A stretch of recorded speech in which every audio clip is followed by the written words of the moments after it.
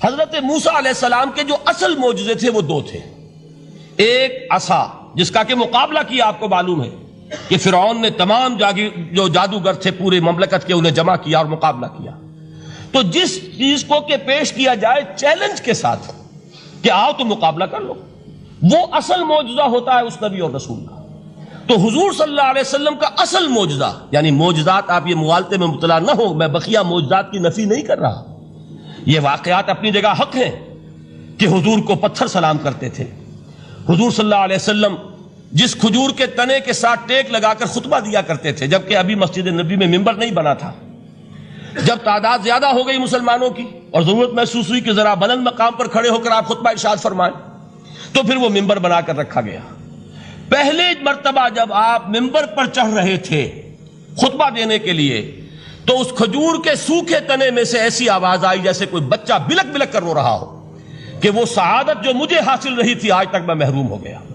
تو یہ انبیاء کا مقام ہے. مولانا روم نے اسی لیے کہا ہے کہ فلسفی کو منکر حنانہ است، از حواس انبیاء بیگانہ است.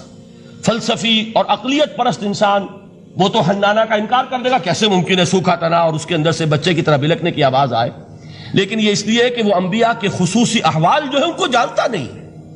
اس قسم کے خرق عادت واقعات حضور کی زندگی میں بھی بے شمار ہوئے، لیکن حضور کا وہ معجزہ جس میں تحدی کے ساتھ چیلنج کے انداز میں کہا گیا کہ آؤ مقابلہ کر لو، وہ صرف اور صرف قرآن ہے. چنانچہ آپ سورہ بنی اسرائیل میں دیکھیں گے قُلْ لَئِنِ اجْتَمَعَتِ الْإِنسُ وَالْجِنُّ عَلَىٰ أَن يَأْتُوا بِمِثْلِ هَٰذَا الْقُرْآنِ لَا يَأْتُونَ بِمِثْلِهِ وَلَوْ كَانَ بَعْضُهُمْ لِبَعْضٍ ظَهِيرًا. اے نبی چیلنج کر دیجئے، اگر تمام انسان اور تمام جن مل کر یہ چاہیں کہ اس قرآن جیسی کوئی تصنیف کر دیں، تو چاہے وہ ایک دوسرے کا کتنی بھی اس میں مدد کریں اور تعاون کریں، وہ ہرگز قرآن جیسی کتاب تصنیف نہیں کر سکتے. اس سے آگے بڑھ کر یہ بات کہی گئی، اچھا پورا قرآن نہیں لا سکتے، اس قرآن کی طرح کی 10 صورتیں ہی تصنیف کر لو. جب اس کا بھی جواب نہیں دیا گیا تو جسے کہتے ہیں برسبیل تنزل، اور پنجابی میں کہتا ہے کہ برے کو گھر تک پہنچانا، وہ برے کو گھر تک پہنچانے کے لیے فرمایا ایک صورت ہی بنا لاؤ. یہ سورہ ہود میں اور سورہ یونس میں یہ مضمون آیا، اور پھر سورہ بقرہ میں ہجرت کے بعد جو پہلی صورت نازل ہوئی اس میں پھر اس کو دہرا دیا گیا. وَإِن كُنتُمْ فِي رَيْبٍ مِّمَّا نَزَّلْنَا عَلَىٰ عَبْدِنَا فَأْتُوا بِسُورَةٍ مِّن مِّثْلِهِ وَادْعُوا شُهَدَاءَكُم مِّن دُونِ اللَّهِ إِن كُنتُمْ صَادِقِينَ. کہ اگر تمہیں کوئی شک ہے اس کتاب کے بارے میں جو ہم نے نازل فرمائی ہے، شک کیا ہوگا؟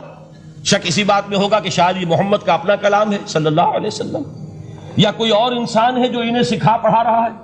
اگر تمہیں اس نوعیت کا کوئی شک ہے تو اس جیسی ایک صورت بنا لاؤ. فاتو بسورۃ من مثلہ. اور نوٹ کیجئے گا سورۃ العصر بھی صورت ہے، سورۃ الکوثر بھی صورت ہے. 3 آیات بھی اگر ایسی تم تصنیف کر کے لے آؤ تب تو تمہیں کچھ شک کرنے کا حق حاصل ہوگا. اور اگر نہیں کر سکتے تو جان لو فَإِن لَمْ تَفْعَلُوا وَلَن تَفْعَلُوا. پھر اگر تم ایسا نہ کر سکو اور ہرگز نہیں کر سکو گے، ذرا چیلنج کا انداز دیکھیے کہ ہرگز نہیں کر سکو گے. فَاتَّقُوا النَّارَ الَّتِي وَقُودُهَا النَّاسُ وَالْحِجَارَةُ. ڈرو اس آگ سے جس کا ایندھن بنیں گے انسان اور پتھر. اب اس بات کو سمجھیے کہ تاریخی حقیقت ہے یہ، جس کا کوئی کافر انکار نہیں کر سکتا، کہ وہ کوئی شخص اس چیلنج کو قبول کرنے کی جرات نہیں کر سکا. اگر جھوٹ موٹ کو بھی کوئی کھڑا ہو جاتا اور کہتا کہ ٹھیک ہے میں نے یہ ایک صورت بنائی ہے اور میرا دعویٰ یہ ہے کہ یہ قرآن جیسی ہے، تو ایک کنٹروورسی تو پیدا ہو جاتی نا. کچھ لوگ چاہے کہتے کہ نہیں یہ قرآن کے سطح کی نہیں ہے، لیکن یہ کہ اس کا دعویٰ تو ہو جاتا. لیکن تاریخ یہ بتا رہی ہے کہ سرے سے کسی شخص نے اس کی جرات نہیں کی. اس درجے وہ قرآن سے مرعوب ہوئے.